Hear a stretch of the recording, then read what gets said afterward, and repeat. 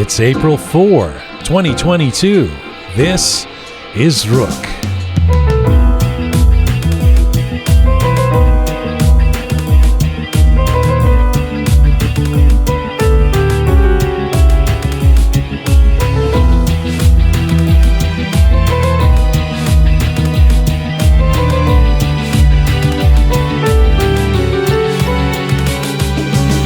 He is an acclaimed British-Iranian screenwriter who wrote the adapted screenplay for the riveting film Drive and was nominated for an Academy Award for Best Writing for The Wings of the Dove. Hossein Amini is prolific and productive with a seemingly endless string of hits in film and TV. He joins me for a feature chat later in the show, but first, it's a football frenzy as Iran, England, the USA, and Canada are all in the World Cup. What are some of us in the Persian diaspora to do when the teams that we love face each other?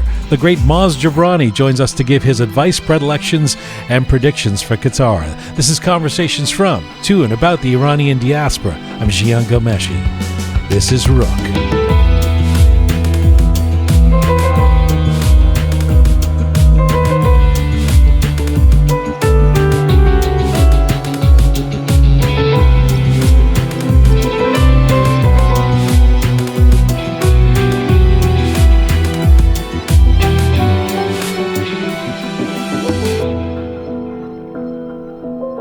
Hi there, welcome to episode 173 of Roqe. Hope you're keeping well wherever you're tuning in from around the world. Hello to you from Toronto, Canada. Salam Dustan Aziz.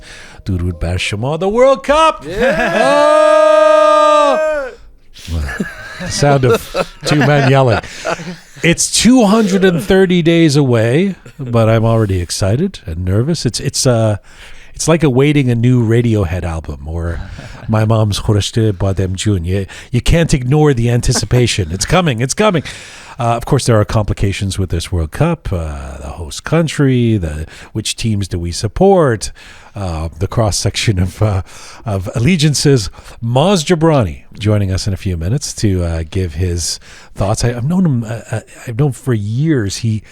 He used to play football, soccer, and I know his kids play soccer now, and he's a big fan, and we've talked about soccer over the years, so it'll be fun to have him on. You remember, Shai, we went a few months ago.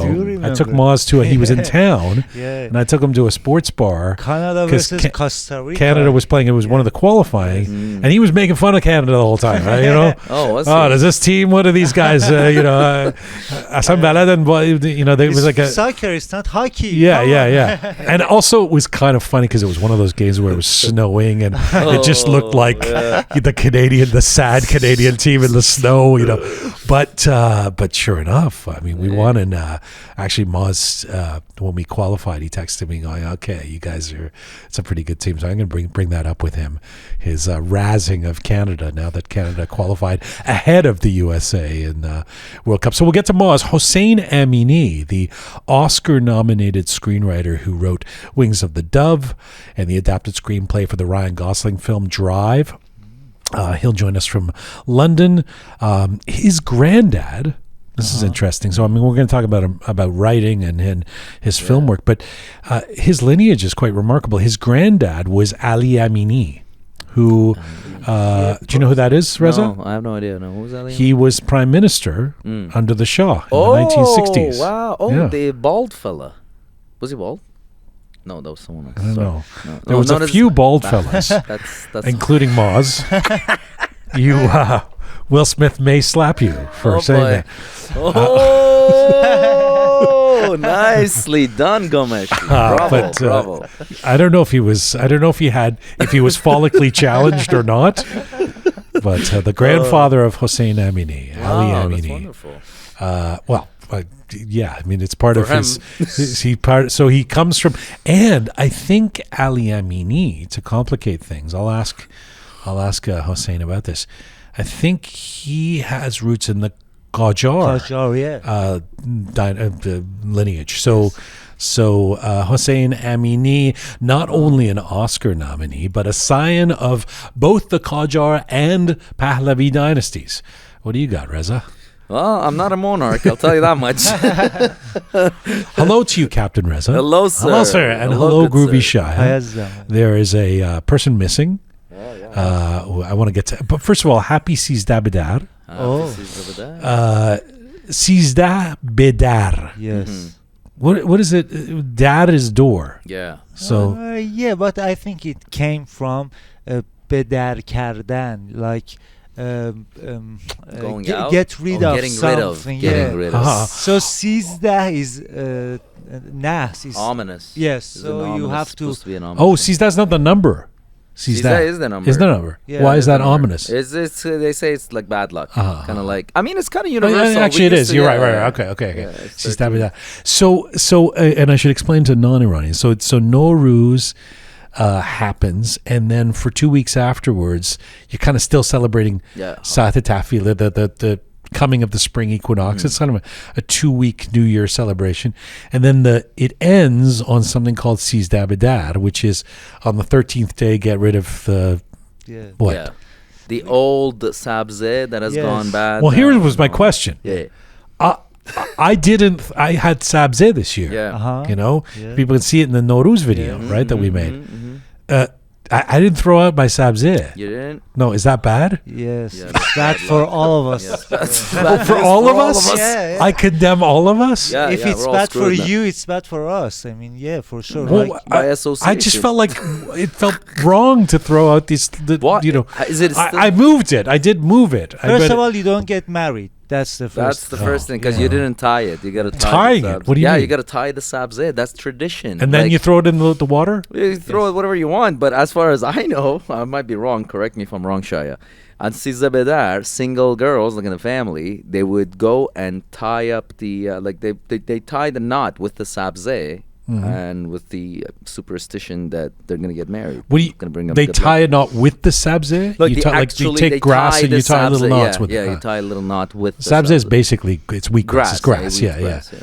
So, you tie the uh, wheatgrass, and then that brings you good luck, and hopefully. Yeah, well, and I was seeing these people, like, you know, friends of mine making videos of throwing out the Sabze. And I was looking at my Sabze going, geez, what am I, you know, I got to find a lake. I got to, you know, I'm close to the lake in Toronto. But Actually, some people call it sabze bedar instead of sizda bedar. For real? Oh, Yeah. Sabze to the door. Take the Sabze. Yeah. Get rid of sabze. Boy, I guess I shouldn't have said anything, hey, about how. Yeah. Yeah. I gave it a haircut. Okay, that's I good. trimmed the Hey, you Sabze did and threw something. that out. Yeah. You threw part of it out. Jeez. What did So- you do with the goldfish? I think the goldfish died. Flushed down the toilet. Yeah. Long Actually, time the goldfish, ago. they died like the 2 days after you guys came and Oh, really? terrorized them dancing in my You were kitchen. scared. I think we moved those goldfish too many times. You know, they were Gave him a not stroke. long for this life. All right, let me explain the absence of one of our team members here. As you can hear, all the male voices are our female voice, Keon. Yeah.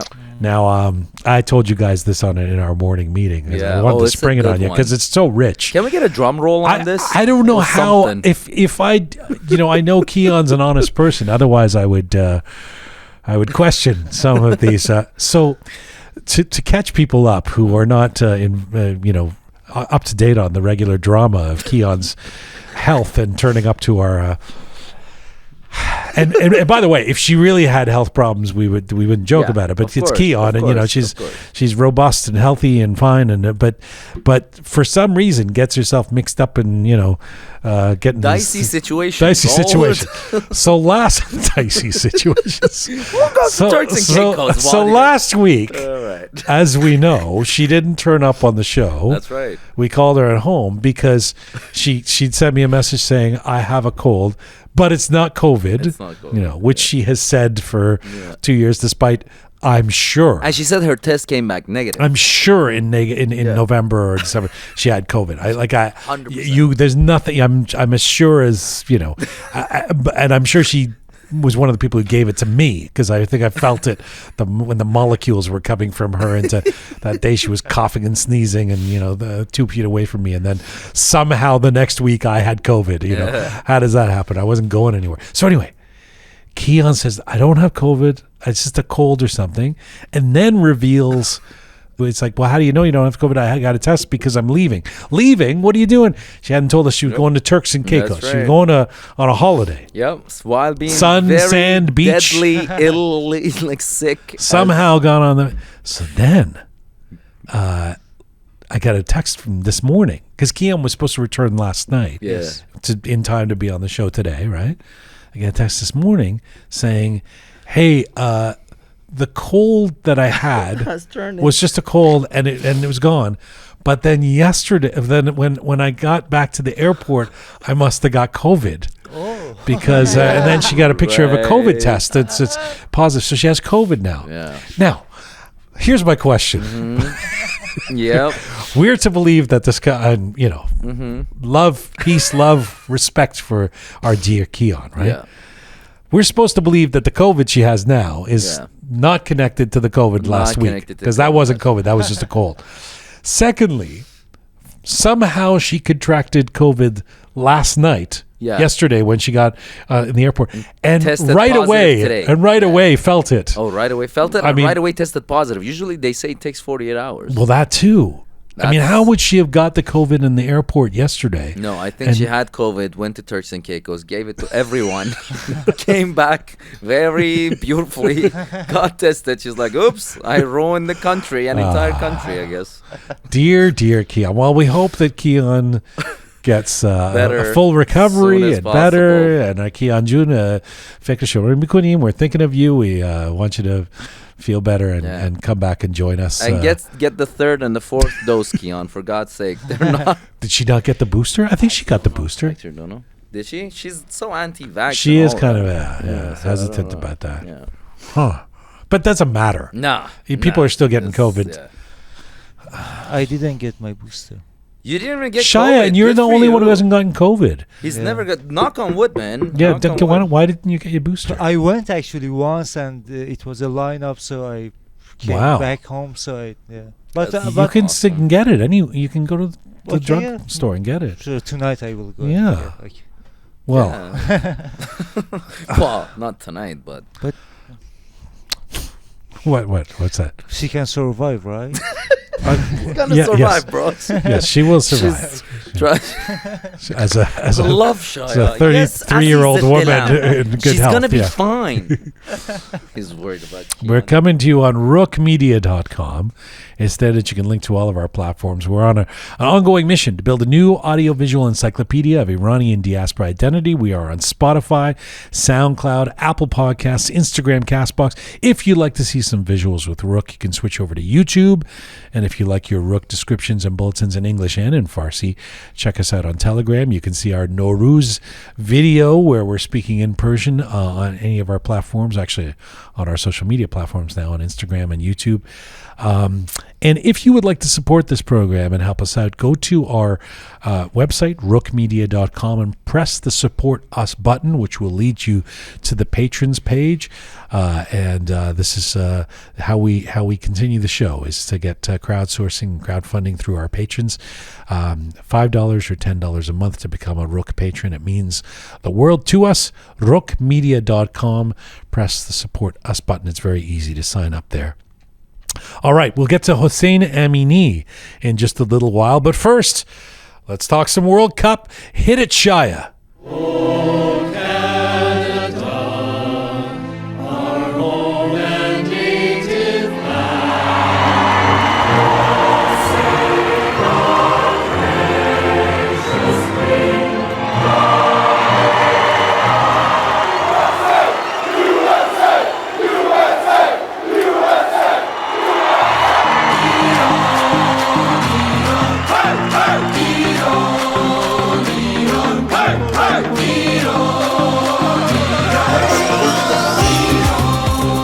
Okay, a mashup of some of the national noises.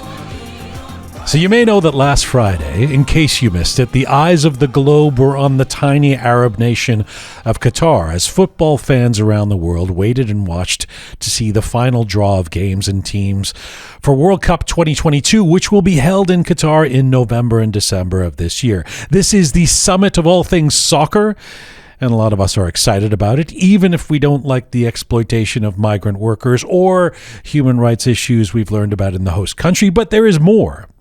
What do you do when your dreams come true and the nations that you love, adore, and pledge allegiance to all make the World Cup and then start playing each other? And so I learned that one of the first games of the tourney will be between the country of my birthright citizenship, England, and the country of my 100% ancestry, Iran. What is a lad to do? Well, to help us navigate these football festivities, families, frustrations, and focuses, I'm joined by an avid, lifelong football fan and player who also happens to be good at some other things too. He's one of the best known and beloved performers of Iranian background in the world. He's a comedian, an actor, a writer, a podcaster, a social media sensation, and he is back on tour this spring, including dates in Ottawa on May 20th at the Algonquin Commons Theatre and Toronto on May 21st at the John Bassett Theatre. But first, right now, Maz Jobrani joins me from Los Angeles, California. Hello, sir. Hi, Jian. How are you? I am excited to speak to you. Actually, the last time you were on the show, it was in the midst of COVID, and you couldn't really perform live anywhere. I know you've been doing shows for a few months now, but how does it feel to be back on tour? Oh, it feels great to actually be able to do shows with live audience, to laugh at your jokes, because during the lockdown we would do all kinds of shows. We did shows on Zoom, which were actually pretty fun because you could see everybody at the same time, and if you started talking to somebody who's in the Zoom room, everyone saw who you were talking to. So it was pretty fun, but it just was not a live performance. And then the other one we would do drive-in shows where you stand on a stage and they project your image on a screen, and everyone would be in their cars watching and listening on a radio station they'd given them to listen to. But the problem for us as comics was we didn't know if they're laughing in the car, if they're sleeping. Right. Maybe they're making love. I don't know. Right. Sometimes the cars were moving a little too much. Right. It sounds like a good idea in theory, but kind of isolating as a performer. Yeah. So it's nice to be back, and I think audiences are happy too. We've really seen some good energy from the audiences. I think people are just everyone's pretty exhausted from being isolated for that long. So it's been nice, and I've actually done a couple of shows in Canada as well. I was in Vancouver, I was in Calgary, I was in Surrey, and people came out and seemed to enjoy it. So it's nice to be back, my friend. It's great, man. There's so many ways in which the return to normalcy, if you will, expresses itself. And one of them is seeing, Maz is coming back to town. That's great. It feels really good. So I'm going to ask you more about the upcoming tour dates, but let's get to the important matter at hand, and that is World Cup football. I've known you for years, and in the entire time I've known you, I've known that soccer, football is a big part of your life. So just to give us context, what has the World Cup meant to you over the years as a longtime football fan?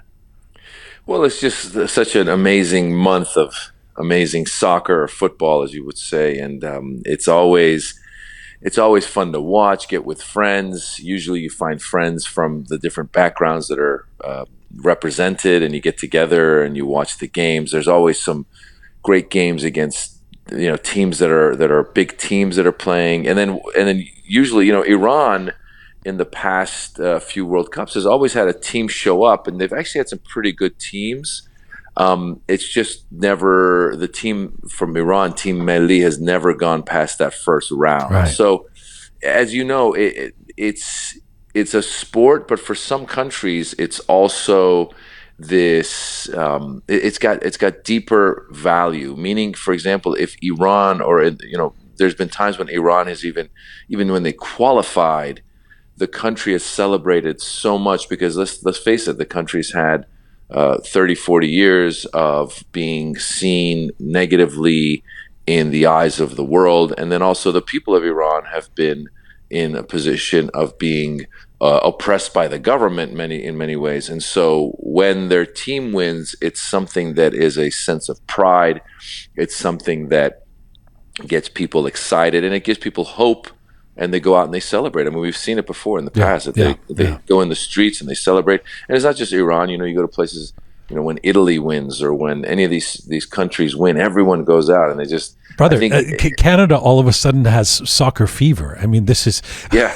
the one thing that this country, despite being a mosaic of immigrants, has lacked since in my lifetime, has been, the kind of soccer fever for our own national team in Canada that we have for our the national teams of our birth or our ancestry. So it's interesting to see that happen here. I was thinking about this World Cup, and I was thinking, watching the draw last week, I'm going to ask you obviously about it in specific games, but I was thinking the sheen having come off the Olympics in various ways, whether it's sort of doping scandals or some countries not showing up or some countries not being represented or the whole thing. I mean, not to take anything away from some of the great Olympic events or the Olympians, but it really feels like the World Cup is the last really global sporting event, or maybe the most global sporting event. Does it feel that way to you? Yeah, I think you could say that definitely, because as you said, the Olympics are no longer, I don't even know who watched the Olympics, and they have all of the different controversies that came about. And I think the other thing about World Cup is that it's one sport, and there's also, the stakes are so high. Every loss counts, every goal counts, and you really can get with a group of friends. Everyone hosts parties to watch. I've never heard anybody host a Olympic watching party. But if your team is playing in the World Cup, or if there's a big game playing, people have people over, they get together. And it's also a game where there's no timeouts. It keeps moving. You tell people, just be quiet, shut up, I'm watching. There's a lot of that kind of stuff going on. And so I agree with you. I think the World Cup is the last sport that's on the world scale that really gets people's attention. And again, it's exciting. I mean, no matter what you say and do, there's always going to be a handful of exciting games to watch that make fans out of people who might not have been fans before. How avid are you? Are you one of those people who books the month off of work or makes a plan to not have gigs on the nights of big games or something? Well, I'm a comedian, so I mean, a lot of times, depending on the timing of the game and where they are, right? I mean, I guess it'll depend. In Qatar, they'll be 12 hours ahead of us. I can try to organize my own schedule, and I will try to organize my own schedule, definitely around the bigger games. But yeah, when it's happening, I try to watch as many games as possible. There's been times, it's actually kind of funny because I forget if it was the last World Cup or which one it was, but it was basically a lot of the games were falling into sometime during the work day. And a lot of my friends who were at work, and I am a comic, so I can make my own schedule. And during the day, I can just say, no meetings. And so I'd be sitting around during the day watching the games and going like, oh, these bums, they can't watch it. So yeah, I try to watch as much as I can. And there's also some exciting teams besides our teams that we root for. There's also, Holland and Brazil and Italy and France and not Italy, Portugal. Oh yeah, Italy didn't get in. That's right. Yeah. Oh my God. Yeah. Oh my. I mean, some of us delight in that. I know that's crushing for others. Yeah. But they lose to Madagascar or something? Who they lose to? Montenegro? North Macedonia. Oh my God! I knew there was an M in there. Did you? So don't give me any specifics yet of the games and who you're supporting. But how were you feeling in general about the draw last week? I was excited by it. I was excited because I remember I think it was '98 or something when Iran ended up in the same draw as the U.S. Yep. And for us, having grown up in the U.S., coming to America during the Revolution or a little bit before the Revolution, and then being here during the hostage crisis and all of the negativity that went with being Iranian in America, it was our chance to play the U.S. In this world stage. And I remember watching the game. I think it was like 3 a.m. over here. I think it was in France is where they were playing it. And no, it wasn't 3 a.m. I was actually in Arkansas on tour with my band. You mean when Iran and USA played in 1998, right? No, when was it? It was during the day. It was during the day. It was like it was. Okay. Yeah.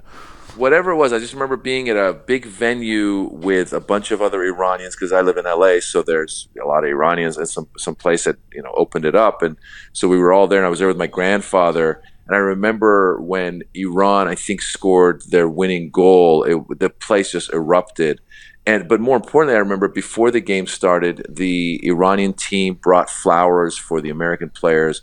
And whereas teams always stand on their own and take pictures, the Iranians got in with the Americans and took a picture together. Yeah. And it was really, kind of diplomacy at its best. And I was just it was such a warm thing to see. And so, yeah, I think it allows the world to see these athletes play together and respect each other and not be enemies of one another the way their governments might be. I remember I was, I think I've told this story before, but it was in Fort Smith, Arkansas.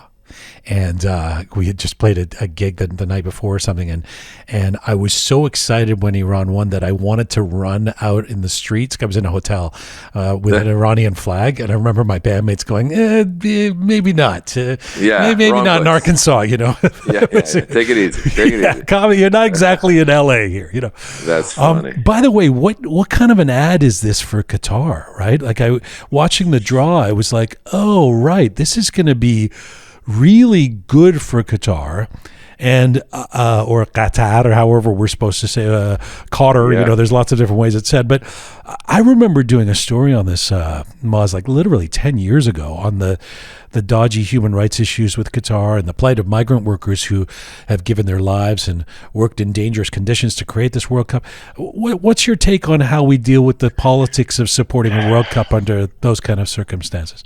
It's really a tough thing because, as you said, they've done great things, and obviously there's also all of this stuff where the workers have suffered at the hands of trying to build these stadiums and all the other stuff. And so, I mean, if you look into it, the first thing is to say most countries have some sort of negative thing that you could. I mean, the United States is the biggest importer of weapons to the world, and probably is behind most wars in terms of their providing of weapons. I mean, there's a lot of stuff that you can look at that we could always criticize.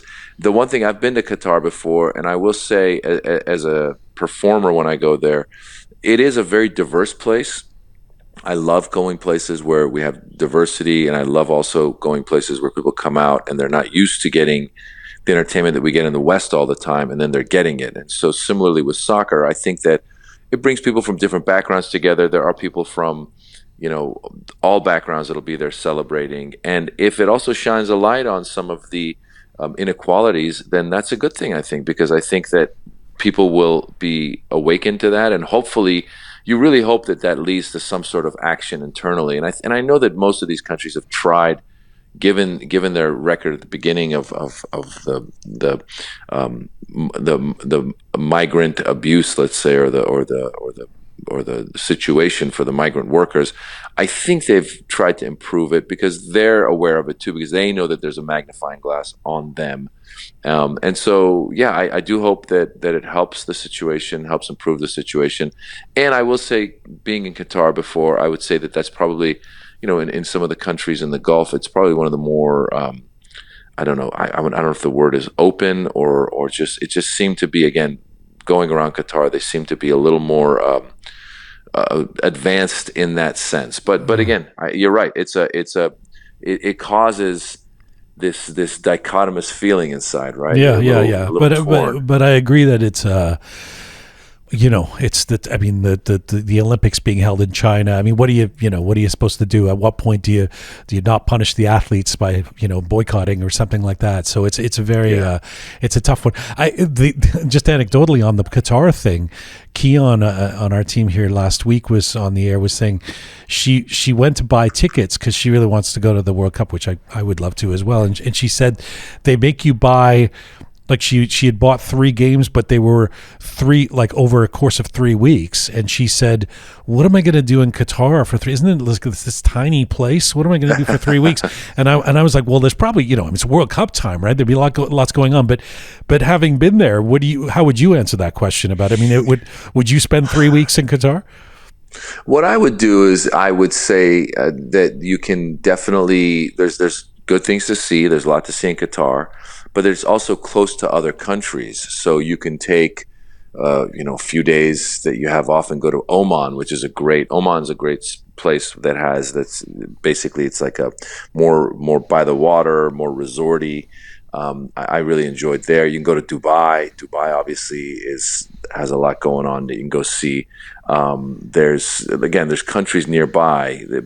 When I first started touring in the region, I would say you can go to Beirut, you can go to Amman, you can go to Cairo. I don't know what the situation is right now in those countries, given post-COVID and all the economic problems that have arisen. But there are, if I had 3 weeks in the region, I would take a few short trips. Everything's a couple hours away, and you could really see other places, and that's what I would recommend. Yeah, for sure. All right. Let's get to the games, the action. I want to get to Iran and USA, but actually, before I talk about Iran and USA, I want to talk to you about Canada because you were here in Toronto in the fall, and we went out to a pub, a sports bar, because Canada was playing a qualifying game, which, by the way, Canada won and has won a number of games, as you know, quite spectacularly. But at that point, most of the night was you ribbing me about, the Canadians even know where the ball is. How are how are they going and you texted me, I think when we qualified after beating or after Mexico or something, and you said you're a believer now. You've watched the Canadian team now, right? Yeah. I think that they, it's nice to see, as you said. Canada reminds me a little bit of Team USA in that I think there's great athletes, and we see that these countries are putting a little more emphasis into soccer because obviously in Canada, hockey's the sport. Over here, football and basketball. And so soccer, I think, I'm seeing it. I'm seeing my own kids play. There's obviously so many kids now playing, and we see them developing. There's a lot of kids that have immigrant parents. They come from these other countries where soccer was huge, and then they're making their way onto these teams. And so it was exciting to see, and I just root for all of these teams to start doing better and better in the cup, because obviously they get out there and then they go up against one of these Brazil, Argentina, these other teams that have been around for a while, and you think, oh no, we're doomed. Yeah. But I would love to see Canada go to the next round. Canada's group it's doable. It's Belgium, which is going to be, really tough. And Morocco is I guess a really, really strong team. I think it's the second strongest team in Africa, and then Croatia. So it's not easy, but it's not, there's no Brazil, there's no Argentina. And honestly, Canada was only in the World Cup once before. It was 1986. I remember being a kid watching it. We didn't win any games. We didn't score any goals. So just winning one game would be huge for Canada on the second time ever in the World Cup. Okay, so November 29th, Iran versus USA. What is an American boy who is a famous Iranian comedian to do when Iran meets USA on November 29th?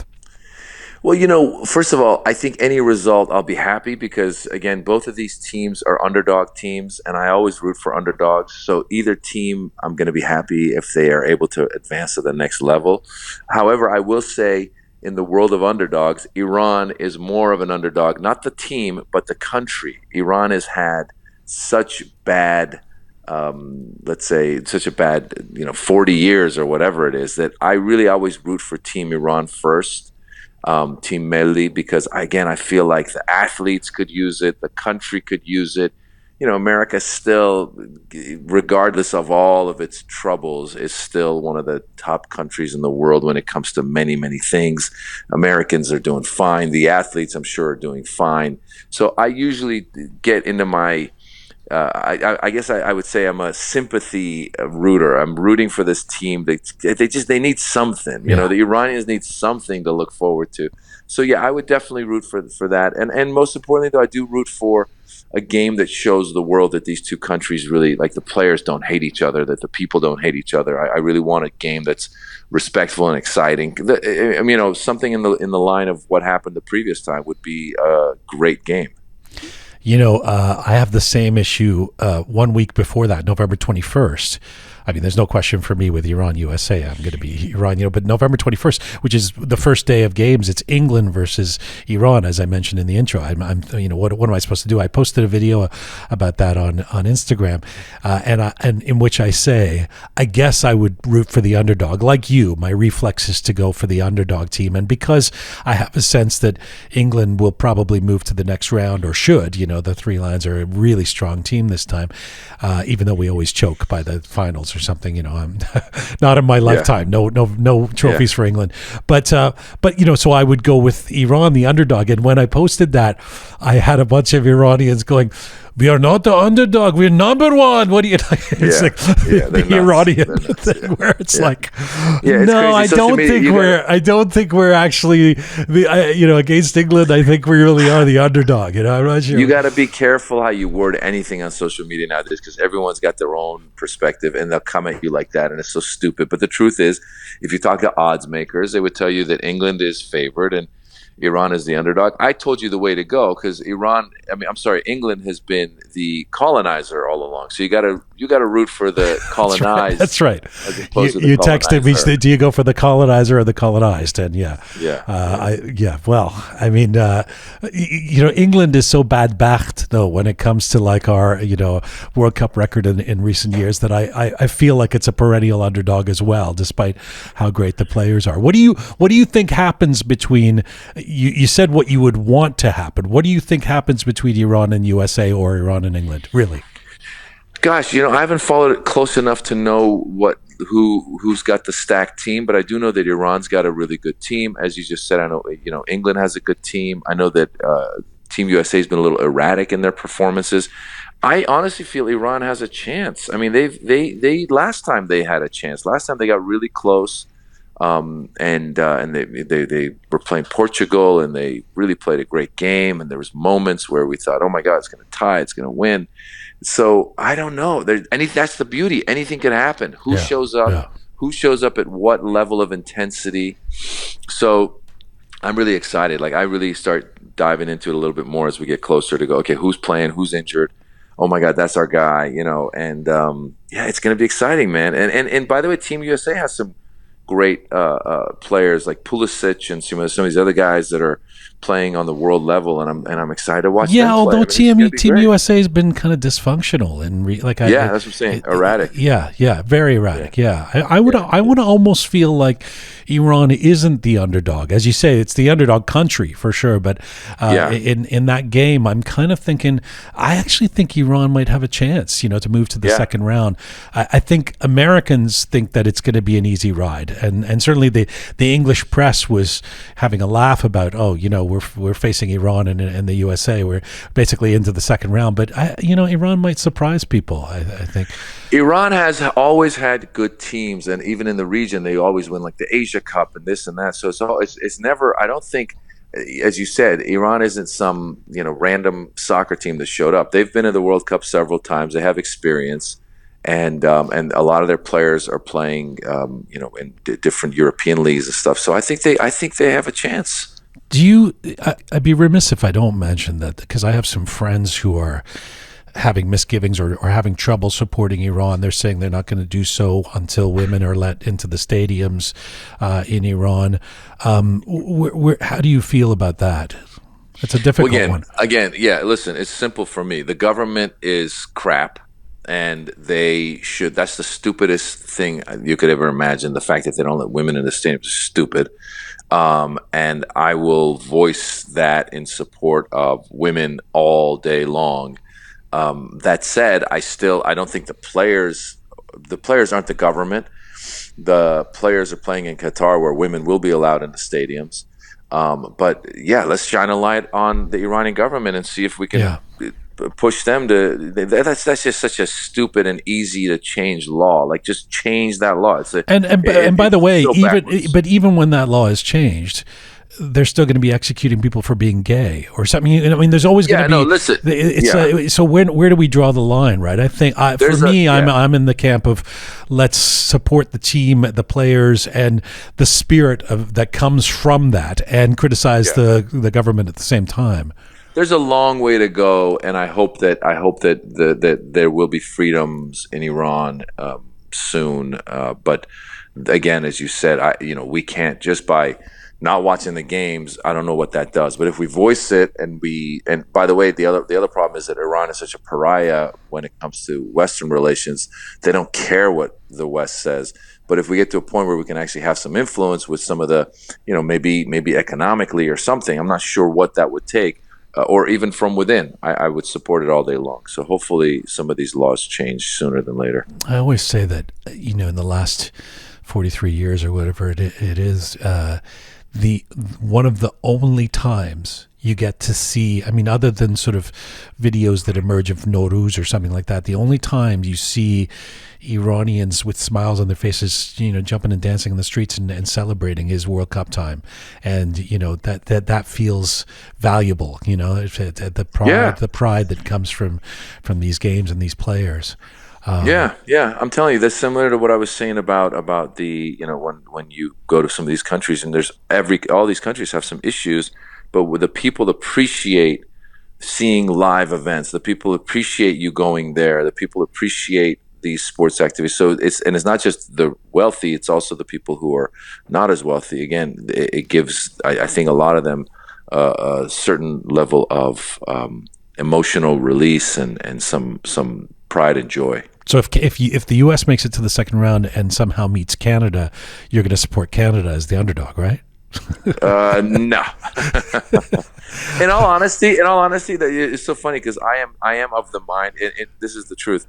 I'm not one of these crazy, you've seen people at games when their team loses, they're crying. I'm not that guy. I'm the guy who would sit there and go, oh, wow, well, I'm happy for the other team. I really am. So I'd be happy for Canada if Canada won. I'd be rooting for Team USA. But if Canada won, again, I would say, oh, that's great. This is, because there's always a Cinderella story. There's always some team that nobody had thought about, and all of a sudden they're getting into the next round of the next round. So would be great. Although I think it was that 4 years ago, I think it was the Argentina game that was really heartbreaking when Iran didn't, because Iran played so well, and you were just kind of like, oh, we were so close. 8 years ago. Was that 8 years ago? Okay. Where Messi hit the goal. Yes. Minute. Yeah. Remember that. Yeah. Oh, there you have it. So it's great talking to you, man. Tell me briefly about these tour dates coming up. By the way, I see you have, I mentioned the Toronto and Ottawa, but you have an Axis of Evil tour reunion in Huntington Beach, California on May 13th. Yeah, we decided to try and do a show out here in LA just to see what happens with the Axis of Evil guys. As you know, I've been touring solo for the past 10 plus years, and I continue to. The current tour is called the Things Are Looking Bright Tour, and that's the one I'll be coming to Ottawa, Toronto with, maybe Montreal. We might add Montreal. Nice. And then again in May, I'll be in California doing that Axis of Evil show just to see how it goes. And the tours continue. In the fall, I'll be in Europe. I'll be going out to Europe and to all those countries that'll have some of their teams represented in the World Cup. I'll be out there. I'll be in Germany. I'll be in Sweden and Norway and Denmark and England. I'll be in England. I'll be doing shows in London. So I'm hitting them all. Paris. I'm doing Paris. They're listening. I'm back. Yeah. It's great. People go. MazJobrani.com is where you can see all the tour dates and the tickets. May 20th in Ottawa. May 21st.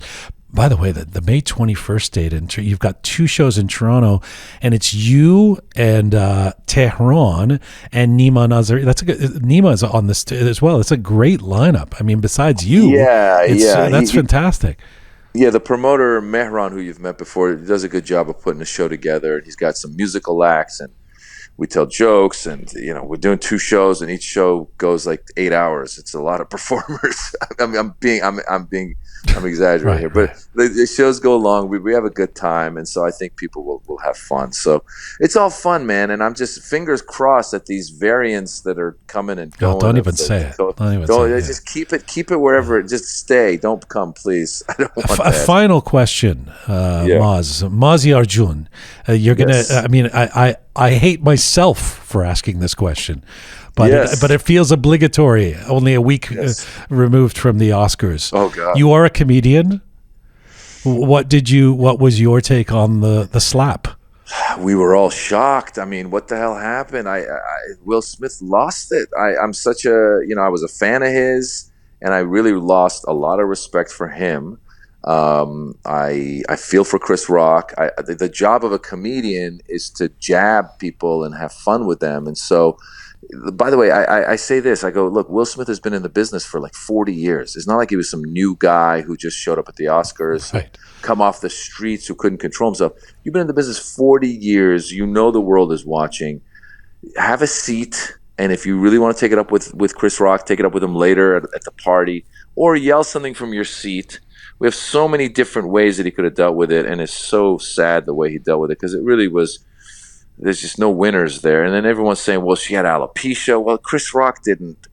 First of all, I'm guessing he didn't know that she had a condition, a hair condition.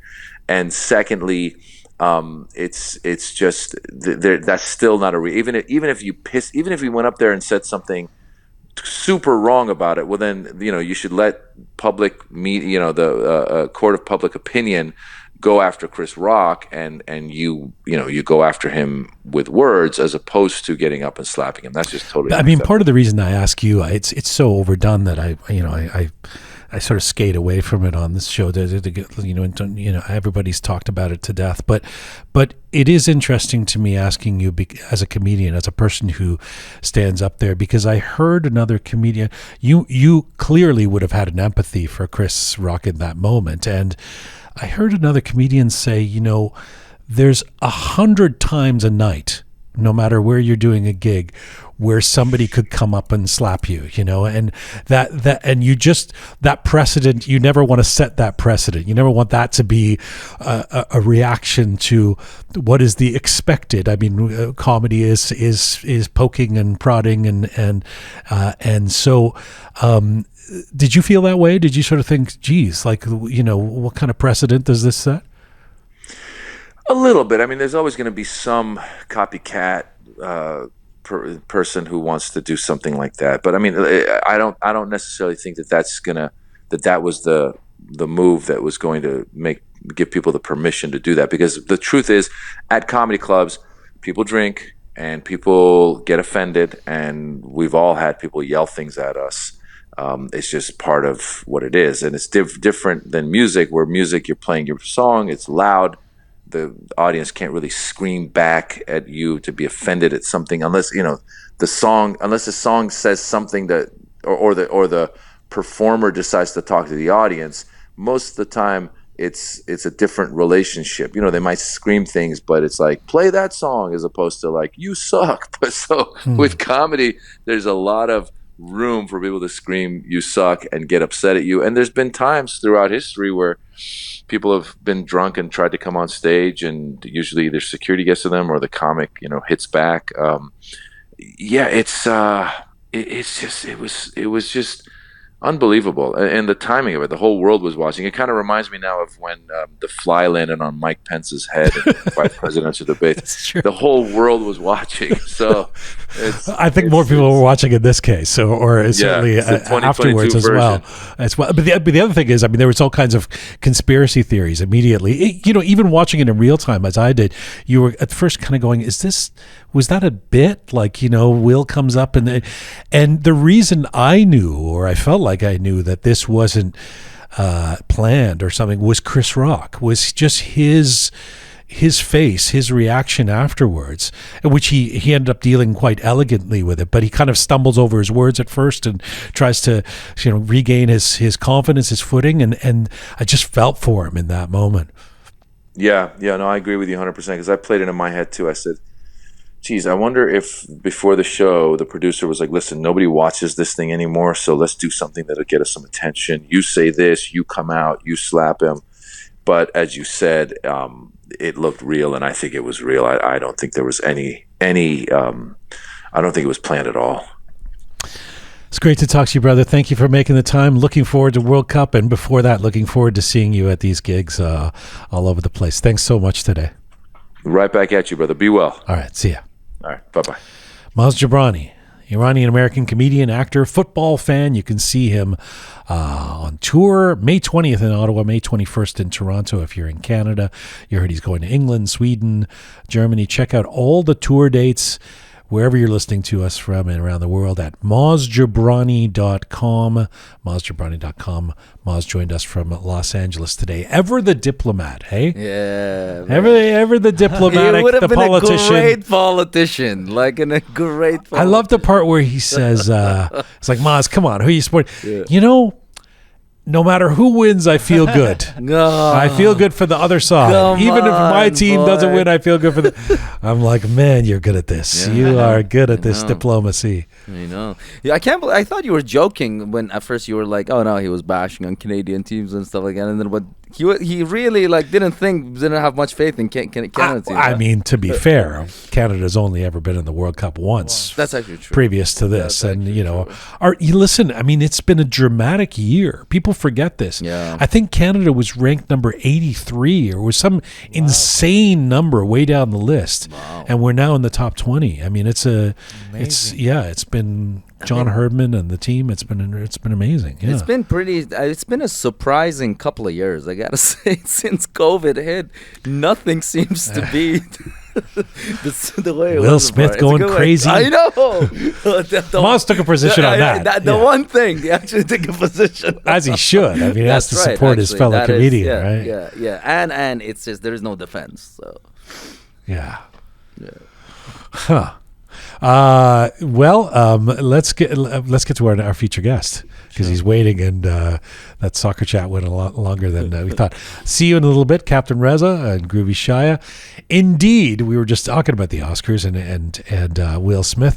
The Oscars were only a week ago, and if you're a fan of great cinema in the last couple of decades, it is likely that you have seen some of the work of my feature guest today. He is an acclaimed and prolific Iranian-British screenwriter and director with an extensive body of work.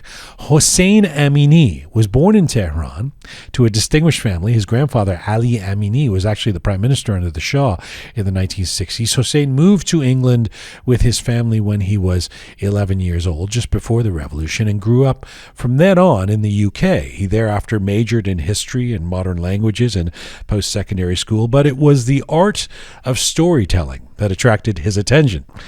Huss began his career as a screenwriter in the early 1990s and seemed to be a natural from the get-go. He's been nominated for numerous awards, including an Oscar for Best Writing for his adapted screenplay of the 1997 film The Wings of the Dove. His many films have included Gangs of New York, Kill Shot, Shanghai, Snow White and the Huntsman, 47 Ronin, The Two Faces of January, Archive of Traitor, and The Snowman. He won the Best Adapted Screenplay Award from the Austin Film Critics Association in 2011 for his loose adaptation of the novel of the same name of the film, Drive. And since 2018, Huss has been writing for television and has achieved huge success with two crime series, McMafia and The Alienist. But right now, Hossein Amini joins me from London, England today. Hello, sir. Hi, thank you so much for having me on the show. It's great to have you on the program. And you're clearly incredibly prolific. In the last 2 decades, you pretty much had a major film or TV screenplay under your belt every year. One gets the sense of a man who is constantly writing. Are you? I am constantly writing, because for everything that gets made, there are probably 2 or 3 that don't get made, as every screenwriter goes through. So you just have to write as much as you can to give yourself a better chance of having stuff made. I mean, it's heartbreaking when they aren't made, but just got to keep grinding. So do you have a daily routine or regimen? Are you one of those people who literally makes it like a 9-to-5 job? You have to sit in front of a computer and write? Yeah, I mean, it's evolved a bit. So when I was younger, I'd write longer. Then at some stage, I sort of learned. You sort of learn to know yourself as a writer as well, and so I sort of realized anything I was really doing after 2 p.m. wasn't hugely productive, and especially if I got a bit snowblind or sort of, just like, I kept on rewriting the same lines of dialogue and obsessing, and I didn't realize that was more to do with tiredness than anything that was necessarily wrong with the lines. So I then just really started working, and I'm a morning person, so I start quite early in the morning and work through until around sort of 1-ish, 2-ish latest. And then I spend the afternoon really taking notes and stuff and prepping for the writing the next day, so that I have some idea of what I'm going to write. And I think that was something I remember reading in an interview with Hemingway years ago that just he would always try to end his writing day at the point where he most wanted to continue the next day. So he'd go in with it, which I thought was a great tip. And I've sort of also tried to do that where the idea of not knowing what I'm going to write has become more and more difficult. That idea, and I used to be able to sit down at my desk and suddenly be able to just free flow and whatever. And now I sort of feel I need to know whether it's a line of dialogue or a description of a room or something like that. I sort of need to know where I am in the morning when I start. You know, it's hard to imagine a screenwriter being anything other than an artist. You are a creator. You're creating. That is an artistic endeavor.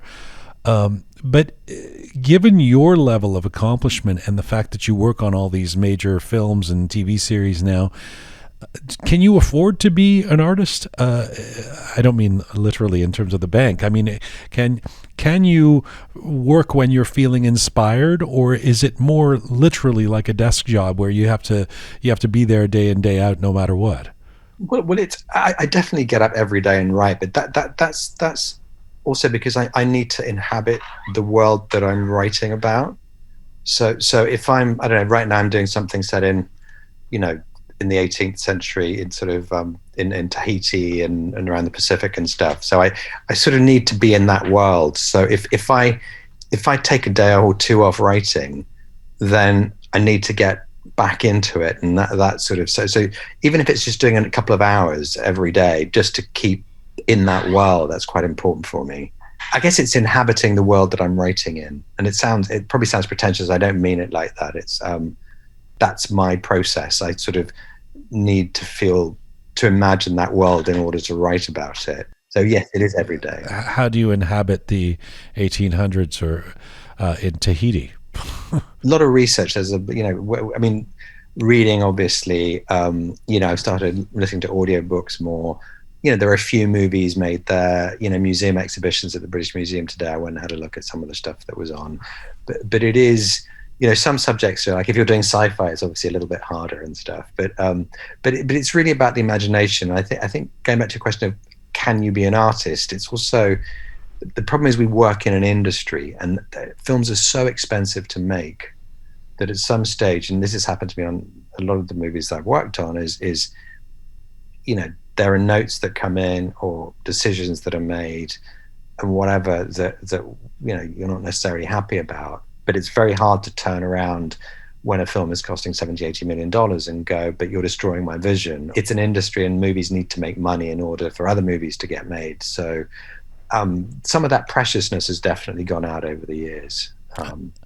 I appreciate the notion of wanting to inhabit a mindset, a creative space, and not want to take time away from it. I think of as a musician, the equivalent of, you're making an album and you two will go off to a castle for 2 months so that they can stay in the mindset of the Joshua Tree or whatever record they're making.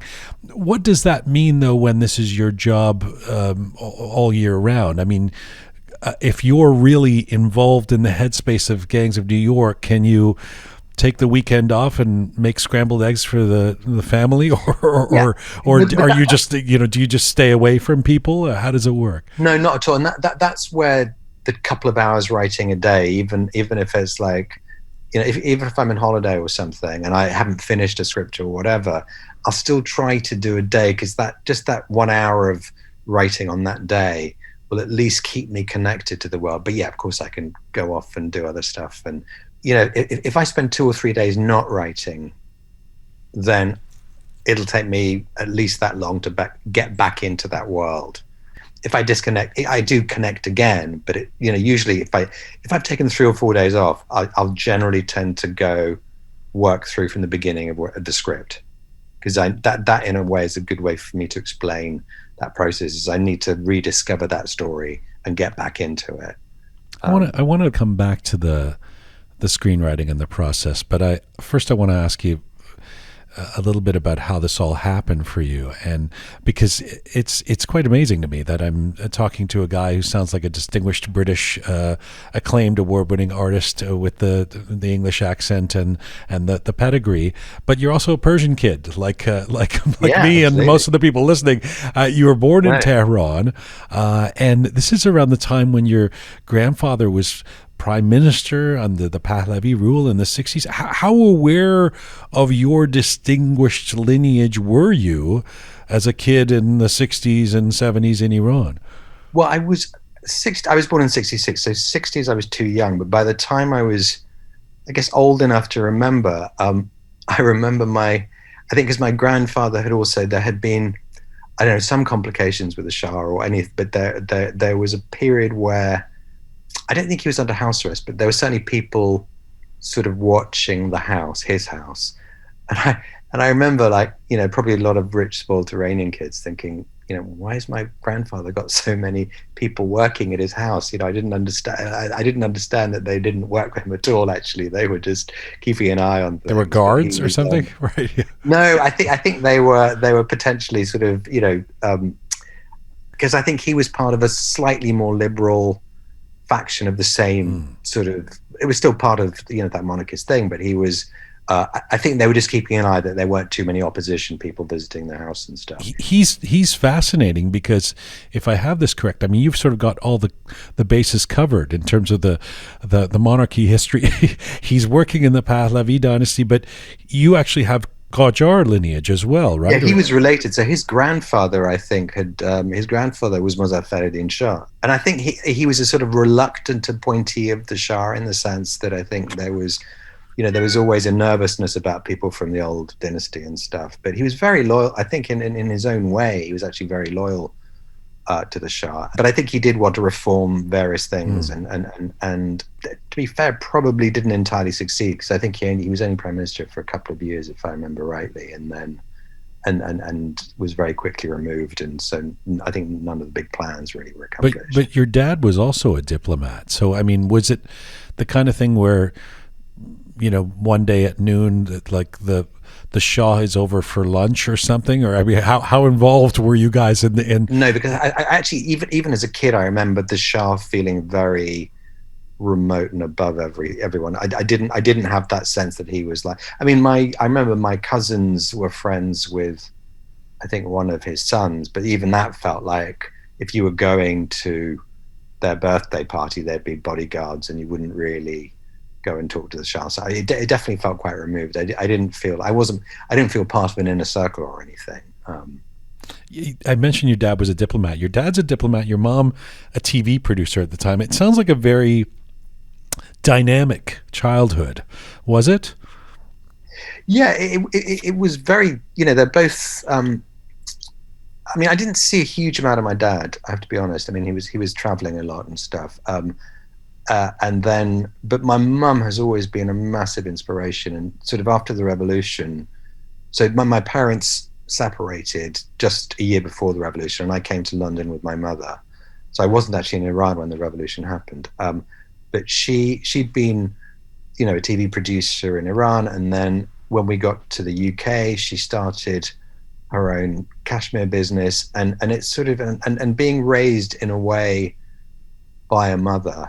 It was quite a non-Iranian experience in the sense that I think a lot of my contemporaries, I remember, they had quite, you know, macho father figures and stuff, and there was this sort of quite strong, classically Iranian, you know, male figures and stuff. And I really felt that I was very lucky to watch not just my mum, but a lot of Iranian women after the revolution actually adapt way better to what had happened than a lot of the men. I remember, like, the men would always be, well, next Nowruz, we're going to be back in Tehran. And there was that constant refrain that, you know, the exiled Iranian community had. And yet with the women, they just got on with it. And I think in a sense, they were suddenly more free to be themselves and to do their own businesses. And certainly in my experience, I was very proud of what my mother achieved, you know, both before and after the revolution. But I didn't know this piece about your parents separating before the revolution. That I'm just thinking about you as a 12-year-old kid, a 13-year-old kid in England. with the revolution happening back home, the revolution in the family, it's a lot of tumult. It's a lot happening with you at that time.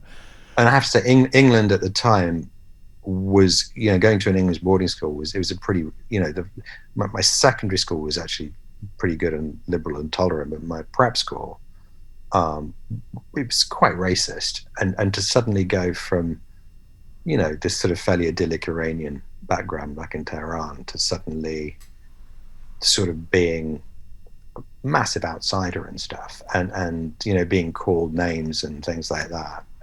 That was a strange experience, and yeah, absolutely, the combined turmoil of a revolution plus a divorce or separation going on at the same time. But I have to say, it's probably the thing that's, I'm not a psychiatrist or psychologist, but the idea of if I go back to any particular period in my life that a lot of what I sort of write about, especially when I'm not doing commissions, when it's sort of the stuff that feels more personal, it's usually about breakups and the changes, unexpected changes. I mean, I think anyone who went through that revolution, the idea that your life as a constant just can't exist. It's like literally you go from day to day, just going from being one, wealthy or this or that, and suddenly being an immigrant. And, so I think that idea that life can just suddenly turn really quickly, both on a personal and in this case a national level, has really stuck with me, and it's a theme I've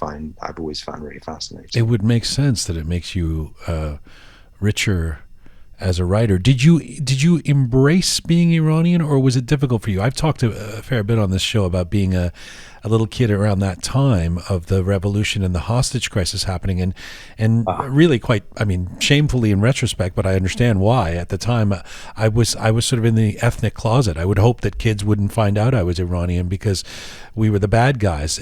How was it for you? Exactly what you just described. And I remember very clearly just being embarrassed a little bit, and then like, say, when other kids at my school would talk to me in Farsi, I'd sort of try to sort of answer. I just, and then later on I then felt ashamed of being ashamed. So that by the time I got to around 18 or 19, I was, hey, I'm Iranian, I'm really proud of it. And it's sort of, but it definitely from about I'd say 12 to 15 or 16, that there was a real sense of wanting to keep quiet, or sort of, feeling somehow it was embarrassing, and then being embarrassed about being embarrassed. Like I said, it was like, why shouldn't I be? And my kids are half, but I think they're very, unfortunately they don't speak, much Farsi, but they're very proud of it, that they have this other culture, and I think that's becoming more and more attractive and appealing to people. You've also talked about, in previous interviews I've seen with you, you've talked about your parents being, your recollections as a kid of your parents being really committed to this notion of a tolerant society and really preaching that to you. Can you speak to that? I remember when I was at an English school in Tehran, but my closest friend there was his father worked at the Israeli embassy, or like, Catholic friends or whatever, and there was this sense that somehow that there was that idea of whether it's anti-Semitism or homophobia or racism is just not something I felt, I wasn't surrounded by that. It's one of the things I find really important. It's one of the things I do still find a little bit embarrassing, not a little bit, very embarrassing about, what's going on in Iran to a certain extent now is a lack of tolerance from women to, I don't mean it to sound liberal and whatever. It really is about tolerance. It's really about, I don't understand how, if people don't harm you, you can persecute them. It's just, in a war, even in a war situation, I can understand as one country defeats another in war and there's retribution or whatever. You may not agree with it, but it comes from someplace. But to suddenly take, whether it's a race or because sexual whatever orientation or whatever, to suddenly just pick on people for that just doesn't make any sense to me. And it was not part of your reality as a kid in Iran. It's interesting. No, it's also interesting to note that, given your dad's a diplomat, we've talked about the lineage and the occupation of your grandfather. I have to. I mean, you're a boy. Was it expected that you were going to become some sort of politician or military general or something? I mean, if the revolution hadn't I always get teased because I mean, I can't even tell my left and right apart, but I had this fantasy that if I had stayed in Iran, I would have been a general.